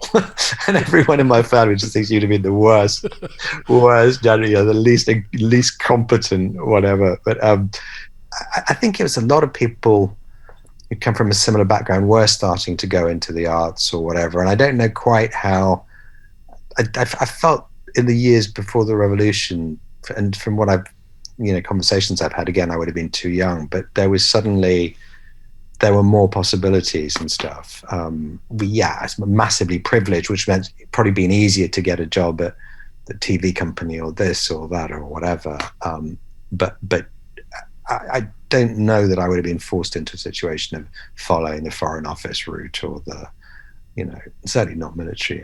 What about the traditional doctor or engineer expectations? Did you face that, or you seem to have escaped it? So my father he'd been to drama school, so he'd already, I guess, broken that barrier. Because, like, you're right, a lot of Iranian parents would be engineer, doctor, lawyer, and job security and this and that. But actually, my parents were incredibly encouraging of what I was trying to do. And to be honest, like the first 4 or 5 years after leaving university, I wasn't earning money, and they were very supportive. I think their patience would have run out probably at some stage, but certainly, I never felt the pressure to go and just do, those jobs that I think most Iranian parents of that generation expected their kids to go into. I mentioned that you went to school for history, as did I, and modern languages or something. But why did you know, or why did you fall in love with film so much that was the thing that you wanted to spend your life doing? Well, that was, again, I'd say that was, my dad was a huge film buff. So I remember just after the revolution, so I didn't, when my parents separated, I'd spend 2 weeks with my mum and then 2 weeks with my dad in Paris, which is where he moved to. And we would literally just go and watch 3 movies a day on the Champs-Elysees. We'd be like, 2 o'clock showing, 4 o'clock and 6. And so I was just watching movies the whole time. And then when I got to Oxford, where I studied for university, there were a couple of cinemas near where I was living where, again, they'd have it was a great thing because they'd have like a director, whether it's Fellini or Tarkovsky or Bergman or whatever, and they'd just show 3 of their movies, like a 2, 4, 6, same sort of idea. And I used to just go binge on these great directors and just watch them. And I think the more films you see, I'd say for me that is if anyone, in terms of what's the best education for wanting to go into screenwriting is really to watch lots of movies, because really all you're doing is transcribing. When you're writing down what you're seeing in your head as a sort of movie that's unreeling. And so, I learned an awful lot from just watching tons and tons of movies. But you're watching the movies, I mean, but you don't want to be the actor, you don't want to be the director, you don't want to be the producer, you want to be the writer. Why? I did, you know what, I have to confess, I did want to, I wrote initially to direct. And one of the things, the first 2 things I did, wrote and directed 2 short films. But as soon as I started working as a writer, I left the directing too late. I loved the film I directed and I really enjoyed doing it. But you can get very typecast or put into if you're a writer, they prefer you to be a writer. Yeah, they'll let you direct a movie because you've written it, the actors, but it's unless you have a massive hit as a 40-something-year-old. I was almost 50 when I directed my first film, and unless you have something which makes tons and tons of money or wins tons and then they prefer you to do what you do, which is to be a screenwriter. And I think if I was to go back and think about if I really had wanted to be a writer director, I would have made, I think, different choices in terms of turning down higher paid work in order to write and direct something smaller and build that career. That's the Persian part of you. You chase the money. Yeah, it's true. I mean, it's true. I mean, I did I signed a deal with Miramax and Harvey Weinstein, like when I was, straight off Wings of the Dove, and really didn't get anything made for 7 years because I was doing rewrites on, projects and stuff. And so, I want to get let me get to the rewrites, but just on this note of your entree into screenwriting, tell me what you remember. But I guess the first major screenwriting credit is The Dying of the Light, right? Yeah. So tell me about that experience. Well, that was a British TV movie with a director called Peter Kosminski, who was very well known for docudramas, and that's what his style was. And there'd be a lot of research. But I was already even then thinking in terms of movies. And I remember, for example, we had one big disagreement where it was about an aid worker who was killed in Africa, and his whole story was how close he was to children and how wonderful he was with children. And so my sort of film imagination was saying, well, the irony of him being killed by a child soldier or by a child assassin would give it a sort of filmic closure and the irony and the poignancy and whatever. But Peter Kosminski, who was very much on the documentary, was, well, the guy who actually did it was 25 or 26, so we can't, so I was sort of slightly already, I guess, resisting or the documentary side of it was less interesting to me than the fiction. And even taking a factual subject is to sort of almost mythologize it or turn it into something more universal and bigger than that specific story. But if I have the story correctly, I mean, the story of your life, that is, it does quite well. It really puts you on the map, The Dying of the Light. And the reason I wanted to ask about it is because it occurs to me, I mean, you've just talked about the subject matter of that film. It's quite dark. It's serious. And I wonder, and it becomes an award-winning film as well. When you kick off with a film like that, you're the young screenwriter who is getting acclaim for working on something like The Dying of the Light. Does it kind of, not to typecast you, but does it create expectations around the kind of work you're going to do? And therefore you're, for example, not going to be the go-to guy for rom-coms to make some sort of superficial comedy? Yeah, I mean, that happens. That sort of happened, but for a while, because after that one, I did Jude and Wings of the Dove, which were both costume drama, classic adaptations of classic novels and whatever. And so, I think the only thing I remember doing is very consciously going against that sometimes, because I love kind of genre in movies, and I love, I whether it's a sci-fi thing or a musical or any. I think you could still bring some of the things that interest you as a writer or personal stuff into any genre, and I love that combination of two. So the idea, it does typecast you, but I have to say, rom-coms are probably the one genre that I generally avoid anyway, because I love watching them, but I have to be honest, I don't. And maybe that comes from combination of the revolution and the divorce or whatever, but the idea of happy, uncomplicated whatever, sometimes I'm just not very good at it. How dare you? Yeah, Hugh Grant would not have a career with that. No, I mean, like I said, I love watching them, and I think in their own way that it's absolute genius and great art, and some of the some like it hot absolutely is up there with the greatest. There's so many of those rom-coms are, but it's just, I know myself as a writer, I kind of like, someone sends me something, and I go, well, it's just not something I'd be very good at writing.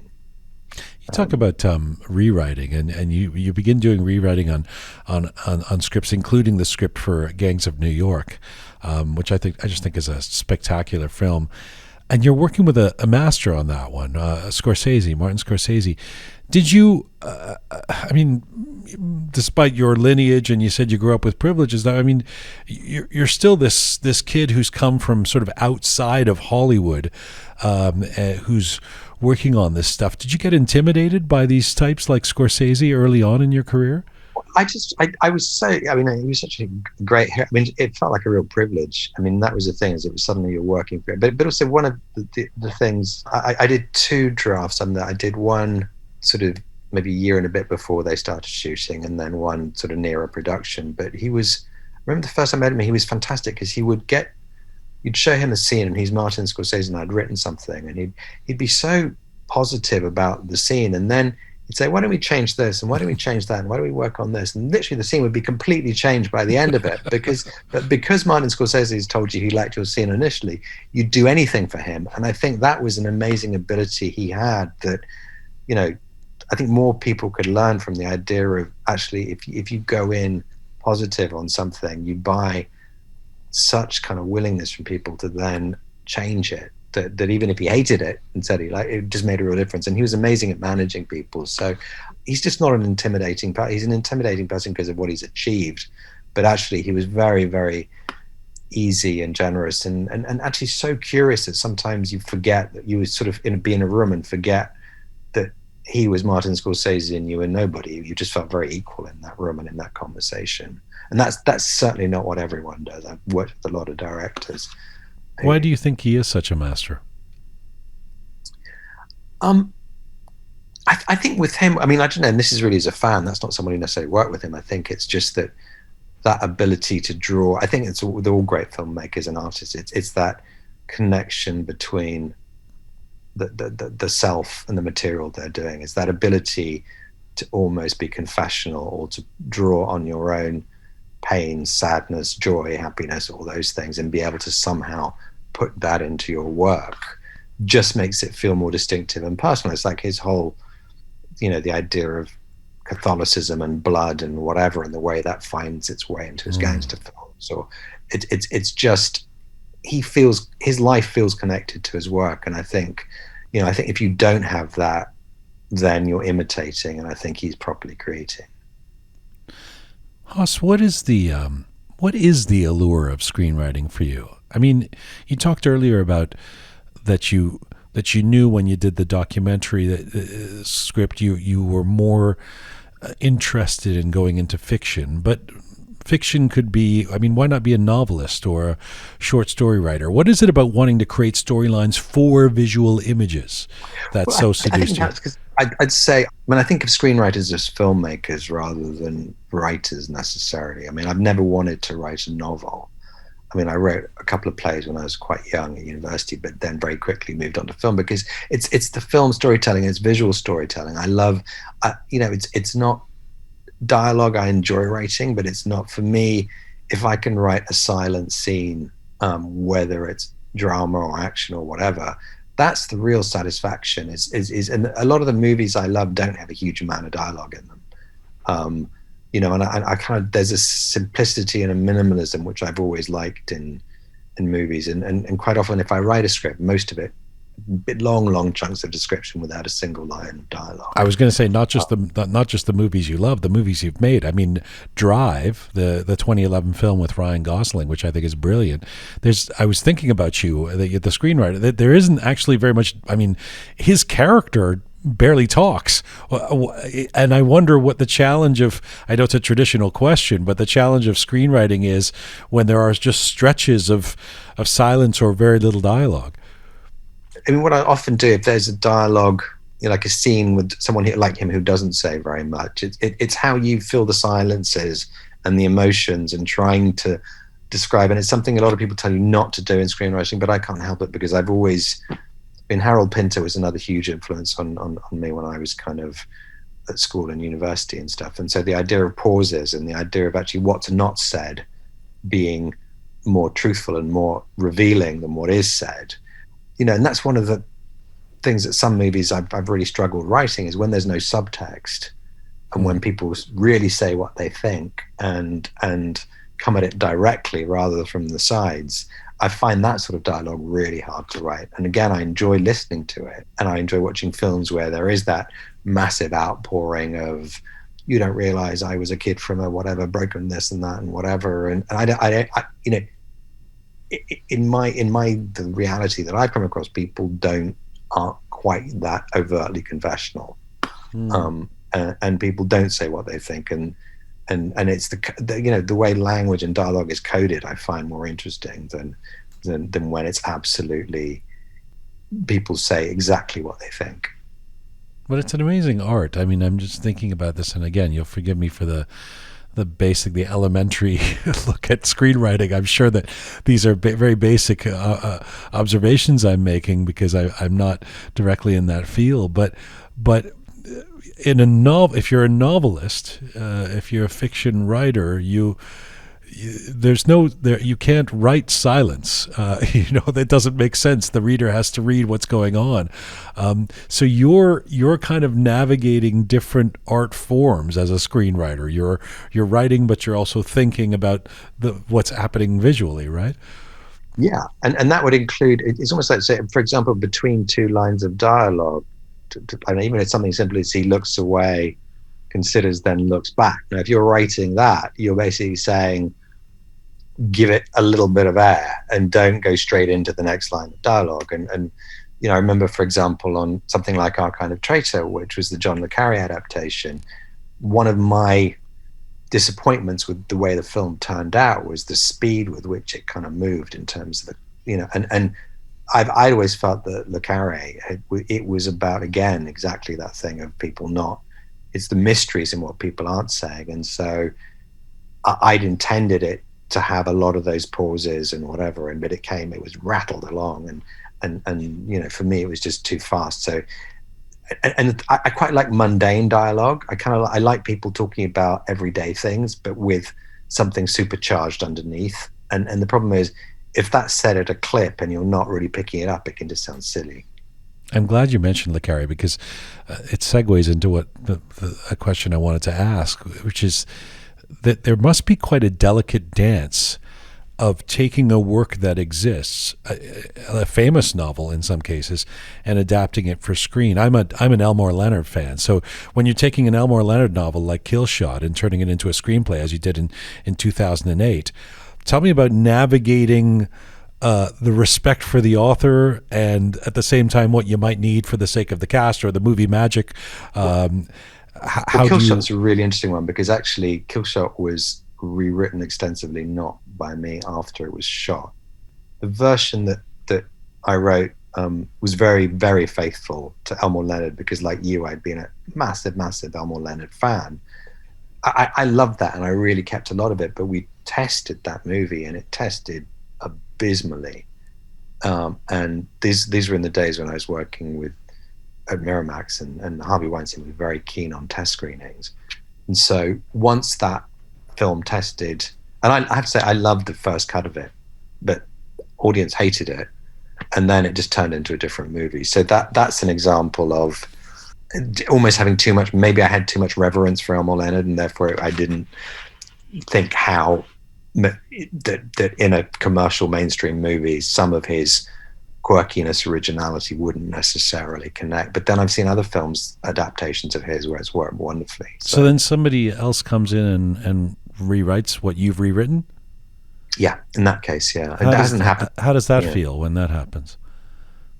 I mean, it sort of didn't really feel as much like mine anymore. And there's a lot of movies I've worked on where, and look, I've been in a situation where I've been doing rewrites on other people's scripts, so it's very hard to feel, it's not their fault that the film, I mean, frankly, in that case, it was nobody's fault that the film didn't test well.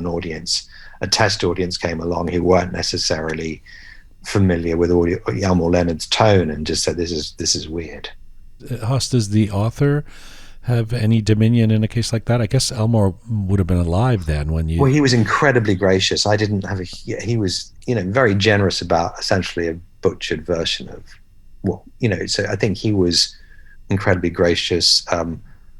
Le Carré I worked with quite closely. So you're in contact with them? Not always, but I mean, like on The Alienist, I had a very nice dinner with Caleb Carr. I mean, yeah, you absolutely meet them and stuff if they're living authors. And like James Salis on Drive, who I just think was an absolute genius, and I just love what he'd written.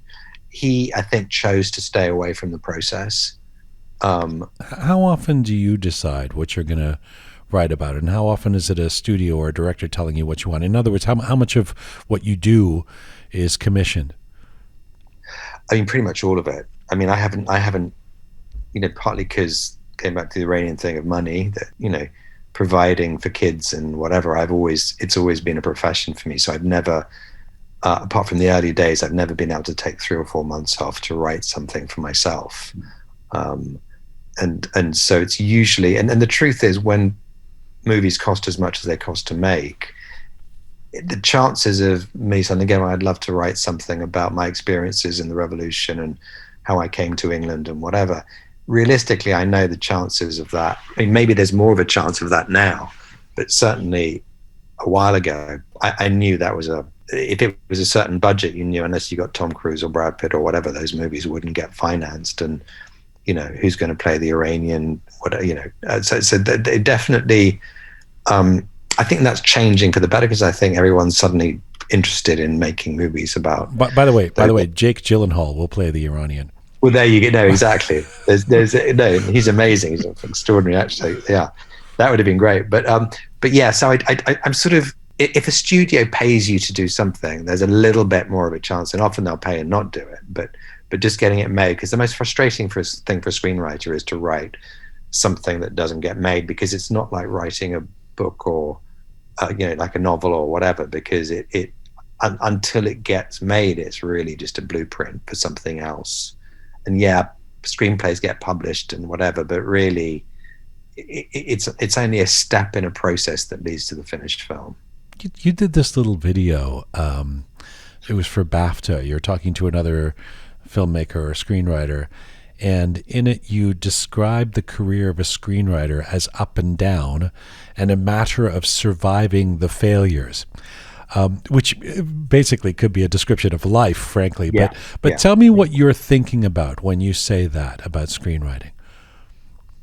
Well, that's sort of almost looking back on a career where, I mean, you're not, as a screenwriter, you're not really in total control, and you're not in any control really of the final product. There's so many, you're the first step in something which then, you have casting, then, do you get the right actors, get the wrong actors, the film's already in trouble. Is it the right director? Is it the best director? A good director usually makes you look good, and a bad director can make you look very mediocre. Then there's the things like the test screenings, where an audience who don't necessarily know that material, like the material, judge it, and everyone panics and they chop the film. And the studio quite often will hack a film to pieces if they're suddenly worried about, so it's so fragile. I mean, it's a miracle that if the films turn out, good films actually happen, because so many things can go wrong. I mean, I remember I worked on a rewrite for a film called Four Feathers, which had probably one of the best sequences I'd written, which was this journey along the Nile. And then where they were filming in Morocco, there was a drought, so that all the river scenes got lost. And so it just so changes everything, and then you're panicking and rewriting and trying to reinvent. And so, a sandstorm can come along and destroy 5 days of shooting, and then the film doesn't make sense. And so that's what I meant, is it's just to be able to get hired again.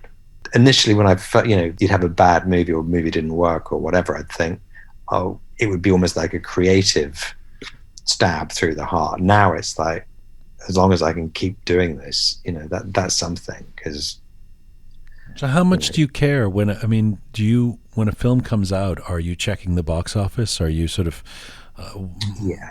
yeah, and reviews, and the good reviews, read with a sense of relief and read the first 2 lines, and I stop reading. Bad reviews I read 10 times. I mean, I think I know some people are really good at not doing that, but there's I don't know, it's a masochistic side or whatever, but I definitely beat myself up over, you believe the bad ones and you think the good ones. Absolutely. That's the reason not to read them. I do. You probably read the comment sections too, don't you?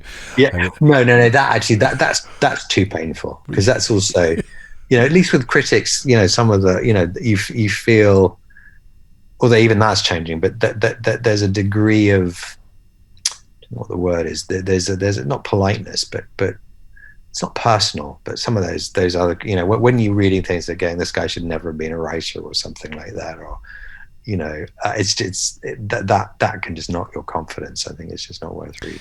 It's a weird culture where you're bringing a bunch of different people together to create something.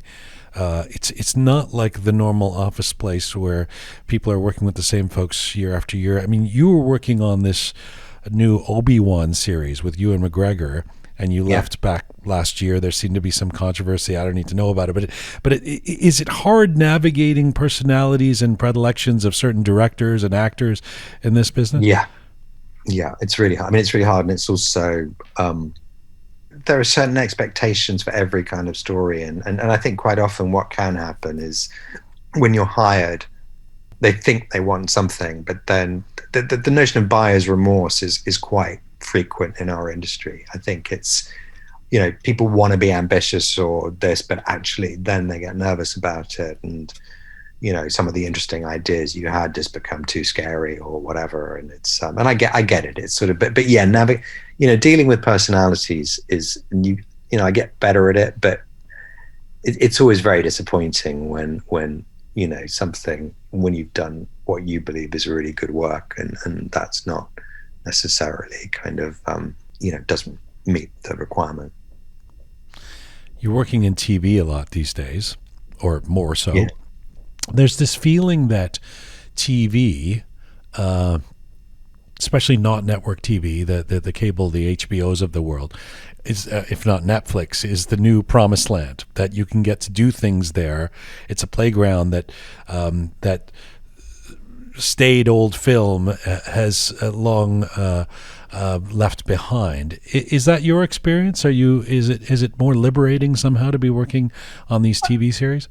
Well, you know, I think it's, especially I've adapted a lot of books and stuff. So some books are better suited to TV. I think they just, you know, a lot of great books were ruined by, I think, trying to cram them into 1.5 hours or whatever, whereas they should have been, you know, longer. So it's liberating in the sense that you can read something and go, oh my God, this would make an amazing TV series. But there are some things you think this should be a movie, and I guess I've always loved sort of movies so much that I'm still probably slightly more drawn to that. But I do find suddenly that these great books, which, you know, need the passage of time and need that sense of characters going. You know, if you're going to take a character, you know, through a lifetime, the idea that you've got 3 series, 4 series, 5 series to do that is incredibly liberating. So I think it's really, I mean, things like, you know, The Alienist, for example, I think would never have worked as a movie. And I think it was, you know, maybe 2 episodes too long even for the TV show, but it was like, you know, certain books, the length, you know, can just be too much for film, and you're losing too much by trying to fillet it down to nothing. How important is dialogue in other people's work for you? How critical are you when you watch something? I'm obsessed with the series Succession right now because I just think the dialogue is so brilliant. But I mean, do you watch series like that and go, "That's great," or "I can't stand the dialogue. I can't even watch it because as a screenwriter, it's too difficult for me"? No, I know. I really. There are certain types of, like, for example, Sorkin's dialogue or Tarantino's. I can't write like that. I don't want to. It's not the dialogue I'm interested in writing. But, you know, so for example, if like one of those amazing Tarantino speeches, if that was me, I'd probably be going, "Oh, nobody talks like that. Nobody can formulate such a beautifully constructed." Right. Sort of zinging kind of whatever, and so I'd probably cut out all the best lines and kind of reduce it to although something. That is the knock on Sorkin and Tarantino. Nobody does talk like that, but yeah, but it doesn't. I mean, I guess they're storytelling on a heightened level, and I kind of try to keep it more low key. But you know, you can appreciate what somebody else does without necessarily wanting to do the same thing.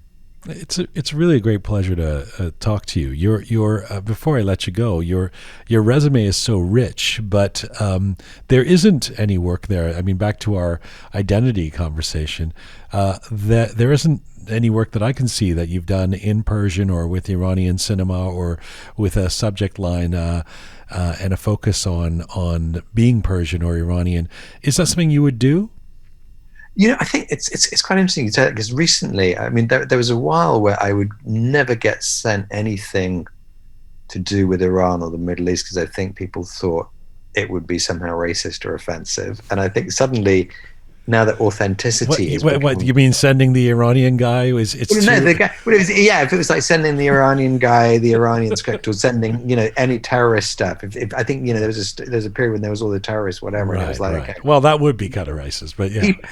People were quite careful about not saying it. Whereas now, I think because authenticity, and this whole idea that if you do anything set in the Middle East, then having a Middle Eastern writer is really important. Yeah. So suddenly I get sent to all this stuff and I'm going, well, I don't know anything about freedom fighters in Syria. I mean, I'm not, I feel like I'm Iranian. I'm not from, whatever. And all of that. But I think also my experience is really, it was really hard when I was, I guess, starting and, Iranian subject matter just wasn't getting made. And I think now, outside of Iran, right. but subsequently there've been some fantastic, films made by Iranian American, Iranian British directors and stuff like that, where they've done both. They've sort of created an Iranian stories set that I actually feel incredibly really proud of the fact that actually they've done so many great, so many interesting directors, particularly are coming through now. Do they reach out to you, Iranian directors? I know a few I've spoken to, absolutely. Not Iranian direct. I mean, Bahman Ghobaji I remember speaking to a while back. Absolutely. I mean, I've spoken to him, and it's just really exciting because you do have something in common. There was a German Iranian director I spoke to recently, really interesting. Again, I just think there's a lot of, and particularly that younger generation, the generation that are younger than I am, but I think there's some really exciting filmmakers coming through. What about something like Argo? I have my own issues with that film, but did you when that came out, did you sort of look at it and go, shit, I should have written that, or I would have wanted to write something like that? No, I didn't. I thought it was a really entertaining film, but I would never have been able to write the Iranians like they were written. I mean, I just look, I'm sure some of those guys in the airport are like that, but I mean, however brilliantly it did and whatever, it's just that's something I think I would have, if I'd have been sent it or whatever, I would have probably gone, look, it's going to make a great film and I'm going to be an idiot for turning this down, but I just can't do, I can't do, there are certain things, and it's not in any way condoning what's happening in our country right now, but at the same time, I've always believed that there's a complexity, humanity in Iranians that I've known. So the idea of drawing them as almost like the equivalents of Nazi prison guards, I can't. It's tricky. Is your mom still around?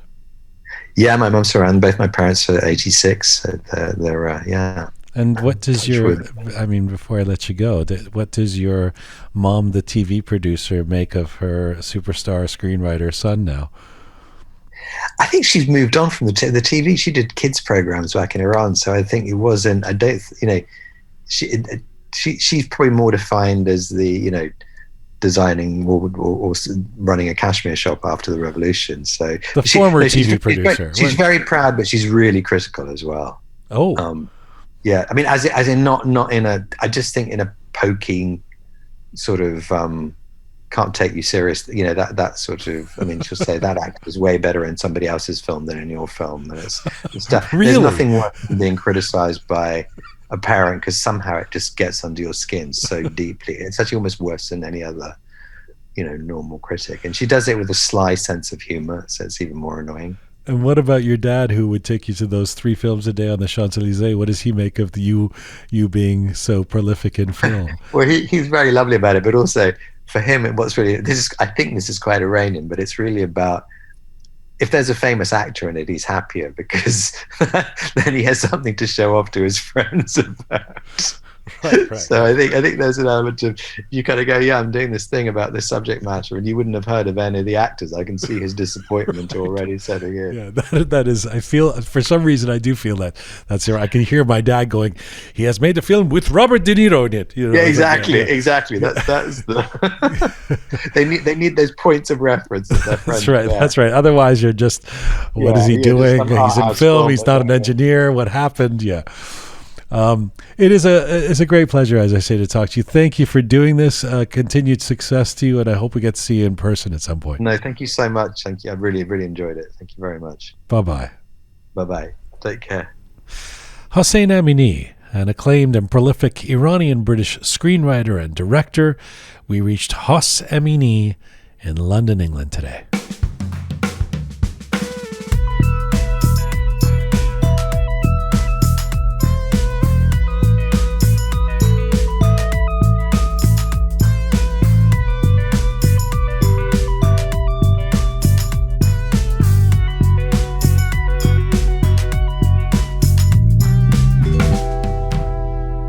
All right, microphone's back on for Groovy Shaya and Captain Reza. Man, I was thinking of, I was looking at you across the glass doing that interview, Reza, because those insights into his writing, so good. A true professional, like a real professional. Yes, and the notion that when we were talking about those pauses in Drive, the idea that it's actually more sophisticated, more difficult to be a screenwriter writing less dialogue than writing more dialogue, because you have to fill in those pauses for everybody, the actors and everything, to know what's going on. Exactly, right? And not only filling the pauses. The thing is that if there is not actual nothing is happening on screen, if there is no story being told, those it can feel like a filler. Those pauses tell a big story about the character's background, his motivation, his thought process, and just the way he is, his personality. I think like their dialogues with music, they're speaking to you, and you can interpret it the way you want. To me, it's more of an abstract art, silence in movies. If there is an actual foundation behind it, if you know what you're doing, if you've done sketches, if you've done portraits, if you're a great artist and you do an abstract work, it resonates because there is something behind it to hold it tight, right? It's got foundation, it's got legs on the ground. But abstract artists who don't have the foundation, filmmakers who don't have the foundation, script writers who just they try to fill in the screen with like pauses and be artistic. There may be a one-off, like a fluke thing that works, and so in art, in all sorts of forms of art, it might work. But at the end of the day, it's not a consistent thing. I can tell you were very energized by that interview. Yeah, I'm very babbling excited about on. it, actually. No, because can't shut up. I don't even know what he was saying. He just keeps going on and on about. It's very niche. It's for my very niche audience and fan, like all 5 of them. Shai, what did you think of the idea that he's so committed to having to write every day to be able to stay in that world of, so he said something like even when he goes on holiday or something, he for a couple of hours writes. It reminds me of a musician who always picks up the guitar every day, no matter what, or something. Yes, exactly. I mean, you have to. What's the saying? You have to keep the chops. You have to keep the chops up. So that's the only way, that you have to do it every day. And also, you know that my father, he's a movie producer and he's an actor. And when I was kid, I always, because when he came home, he always brought some script. And my fun was that, every night I read those script, and then I imagined how it became a movie. And so it was a very fun game for me to read the script, and then 2 months, 3 months, a year after that, I watched the movie and to compare the script. What do you think, Reza? I'm scared to ask Reza a question because how much tape Keep do we short. have? No, I know, I'm joking. How much 2-inch do we have to record this next answer? But how do you? What is the difference for you, Reza, between, because a lot of, at least what Hossein Amini is known for is adapted screenplays. That means there was a book or there was a story, and he's taken it and adapted it as opposed to writing it from scratch. That's right. Even Gangs of New York was originally That's a book, right. Do you think that that's easier somehow? Or? I've personally never done that. Granted, I've only written 6 feature film. I've written a bunch of TV and stuff, but I've never done that adaptation, so I have no experience. But I'm assuming it would be, in a sense, you have more resources to draw from, and the characters that already been written. That's always easier working on existing material. So yeah, I guess so. I've never done it though. But it's hard to be loyal to the original. That's Yeah, very I would difficult. actually think it'd That's be very harder. difficult. I think it'd be harder. Yeah, actually, that's true. My answer to my own question would be that it's harder in the sense that That's true too. if you're writing from scratch, you're not answerable to anything, right? Yeah, unless you do what Tarantino does, which is he doesn't mind like bending the rules of actual like original scripture. Scripture. Well, the original piece of literature, like whatever it is, the book, it's a story, whatever it is, he's like he doesn't Religious mind. books. Religious Scripture. books. He's never done actually religious movies. Maybe his 10th last one would be, but yeah. In the coming days on Roqe, coming weeks, I guess, Captain Behnam. Captain Behnam. You know who he is? I don't like that we have another captain and he's an actual captain. And- That really bugs me. He's a captain who saved hundreds of lives. Yeah. And it really trivializes your captain designation. I know. Captain Behnam, Ali Reza Qurbani, Yes. the singer-songwriter Ziba Shirazi, Surush Dabok, the philosopher, psychologist, Ashkan Rouayayi, who is this fabulous dance photographer based out of Texas. And we're going to have an episode of Roqe on the metaverse and Iranians. Amazing. So cryptocurrency Yep. and NFTs, and we got a couple of people who are experts in that space, a couple of Iranians based in Europe, and we'll try and explain all of that and explain why you, Reza, should take all the money that you have And put it in and NFT. put it into this cryptocurrency. I'm going to sell you on this. What is it app. called? Roqe coin? I don't know. I stay away from. I'm terrified of this thing. You know what scares me about the metaverse? The fact that the moment they start selling, I think they're already selling real estate. The moment we have like real estate agents, Persian real estate agents selling real estate. Of course, in the they're selling metaverse. real estate. Of Oh, course. of course. No, they yeah, are. you buy, real estate, and then, like. Oh, I have We'd a have to- condo for you. Like if we were going to do Roqe in the metaverse, Oh, that we would have be to cool. do it somewhere. That's true. So whether we have Gotta to rent a it. space or buy Wow. Yeah, Gotta rent I don't them. know, man. Jesus Christ. What's going on? let's make a little NFT of, Yeah, we should. Captain Reza and Captain Reza NFT. $5 a It'll pop. go for at least 60 cents. Oh, come on. Yeah. This is full time for Roqe for today. Thank you, boys. See you next week. And this Thursday, the continuing Contemporary History of Iran series with a look at the rise and fall of Mossadegh with Professor Ervand Abrahamian. Very much looking forward to that conversation. For all things Roqe, go to our website, roqemedia.com, where you can also become a patron of our program. Thanks to the amazing team who put this show together. Savi Roham, talented Anahita Panta, the artist, the fabulous Kian, Super Patty Saul, Rai Merdad, Captain Reza, and Groovy Shaya. Thank you to all of you out there for supporting us and sharing our content. Please subscribe if you've not done so already. Find me on Instagram at Jian Ghomeshi. And as ever, Mizun Bashi.